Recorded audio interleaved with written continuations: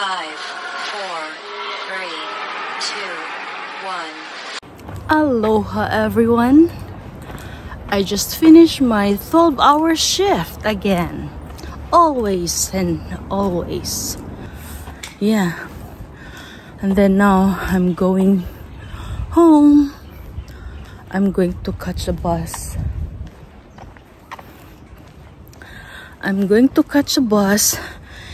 Oh, nahihingal ako. So maglalakad ako going to the bus stop. Okay. So yan. We'll see how far I can walk going to the bus stop. I need exercise. I need to exercise already myself because you know. So medyo malayo-layo tong lalakarin natin. Mahihingal ako nito. Medyo malayo-layo tong lalakarin papuntang bus stop. So sana balik Alindog tayo. This is uphill kaya nahihingal ako. So ngayon maglalakad tayo. Ito yung view ng lalakarin ko papuntang bus stop. Malayo-layo to kasi nasa bukid ako eh. So ay Diyos mio, nahihingal na ako. Tignan mo, this is going uphill. So sino bang hindi mahihingal nito?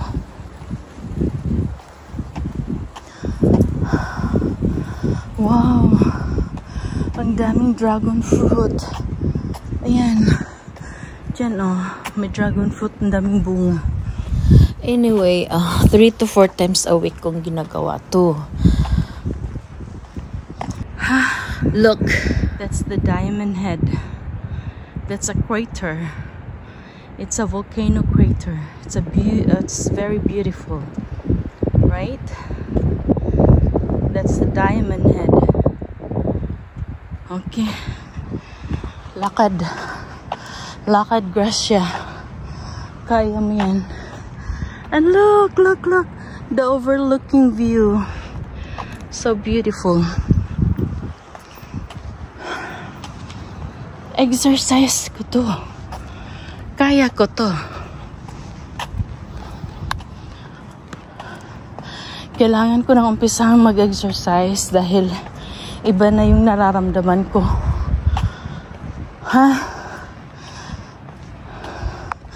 Kahit kunting galaw sa pagsayaw, wala na.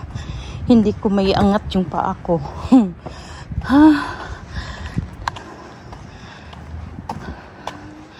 Yan. See? This is an overlooking that's going downhill. Ang ganda ng mga bahay dito. Bahay to ng mga mayayaman eh. Parang Beverly Hills din.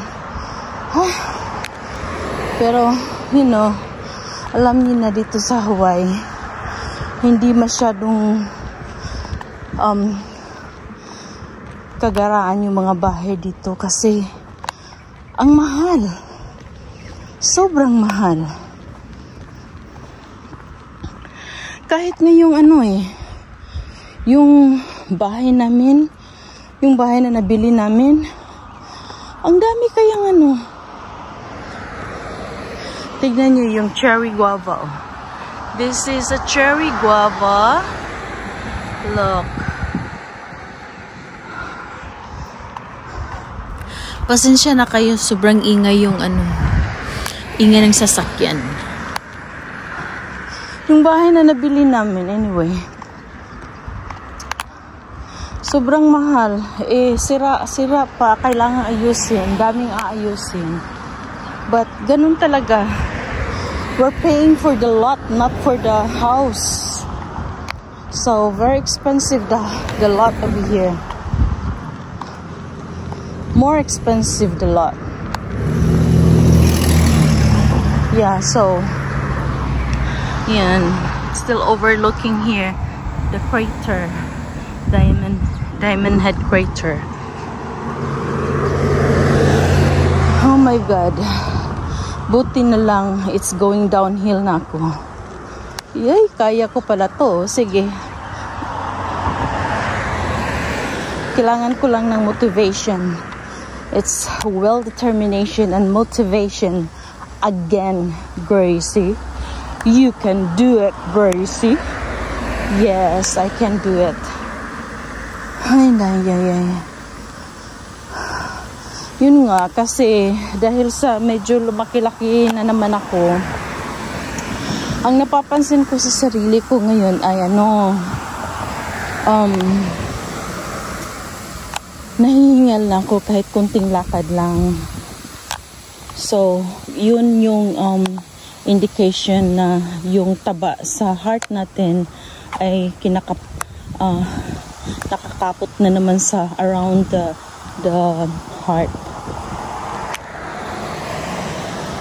Kaya nahihingal tayo dahil hindi masyadong makapag-pump yung pump ang heart natin dahil yung taba siyang nag-hold around. So, punta tayo sa bus stop, ha?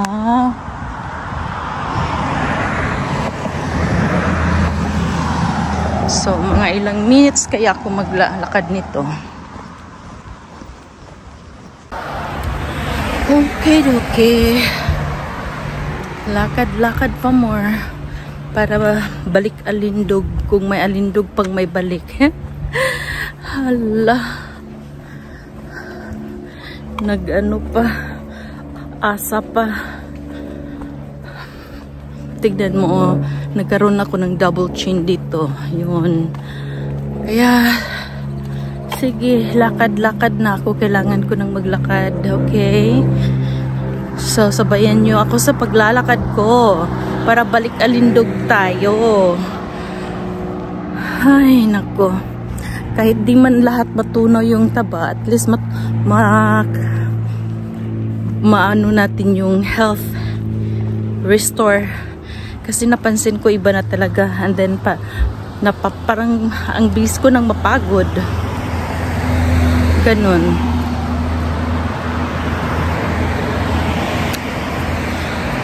Ay, so I just finished from work. So ganito na lang gagawin ko. Maglalakad ako pupuntang bus stop. Medyo malayo-layo. Mga ilang minutes na akong naglakad. Yan, ang ganda oh. That's the Kahala. Diamond Head. That's the Diamond Head crater. Ganda, diba? Overlooking. Hindi na yung dagat. Good morning.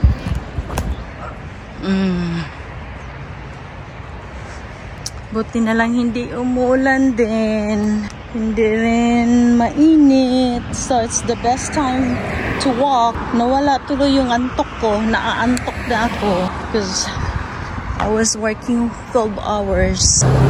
Lakad pa more, Gracia. Kaya ko to. Kaya mo to, Gracia. Para balik Alindog ka na.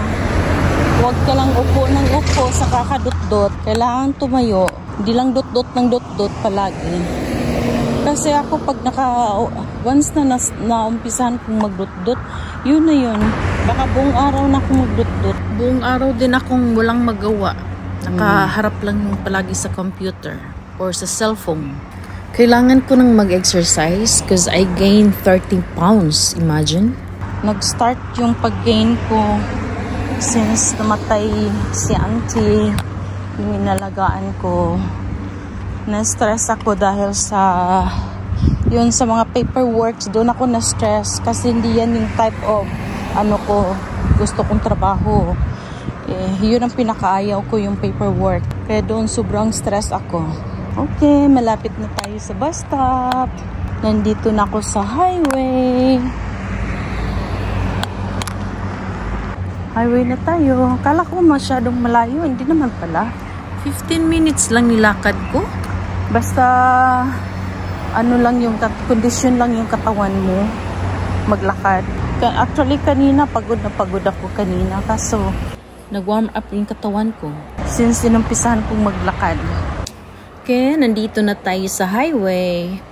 Hintayin natin yung mag-stop yung stop sign. O yun na, tawid na tayo. Dali, dali, dali. Tawid tayo, tawid. Ang bilis ng mga sasakyan dito, yun.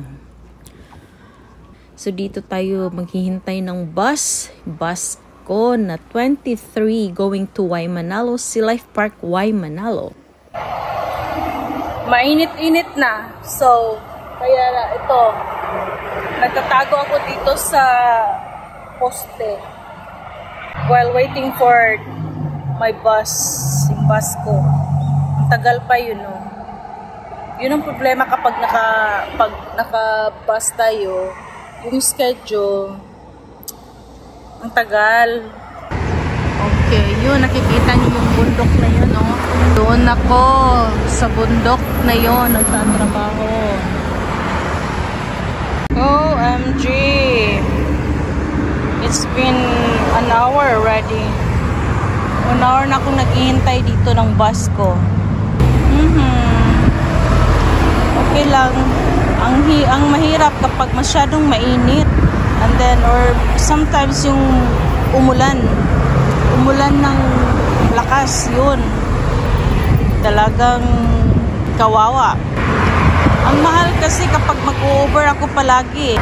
Dahil ang mahal ng Uber, so ang babayaran ko sa Uber, ibali 2 hours sa trabaho ko. Yun ang mababayaran ko sa Uber pauwi sa amin. $40, ganyan. So ang mahal, kawawa naman ako. I'm here inside the bus now. There's no so much passengers.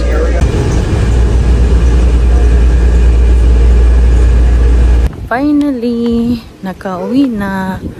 Time check. Ay, mag-alas 10 na. So, it took 2 hours. Yun ang problema kapag magbabas ako. Dahil it's a waste of time. Imbis na matulog ako, wala, hindi pa agad makatulog. So, ngayon, naglalakad ako papunta sa bahay namin. Dati, mabilis akong pumayat kasi naglalakad ako palagi. So, ngayon, I think it's about time na ibalik ko yung paglalakad ko. Nanghihina na yung metabolism ko. Kailangan ko nang ibalik uli. Lalo na nagkaedad na tayo. Ito yung bahay na dati naming tinitirhan. Ito. May nakatira na dyan. Yan. Nalala ko yan. So, dito kami, 4 houses. Kapitbahay lang din. So, pagdating ko sa bahay, hindi pa agad ako makakatulog dahil ilalabas ko pa yung aso namin, si Kaya. Dahil kailangan na niyang umihi. Kaya nandito na ako sa bahay namin. Ito yung bahay namin.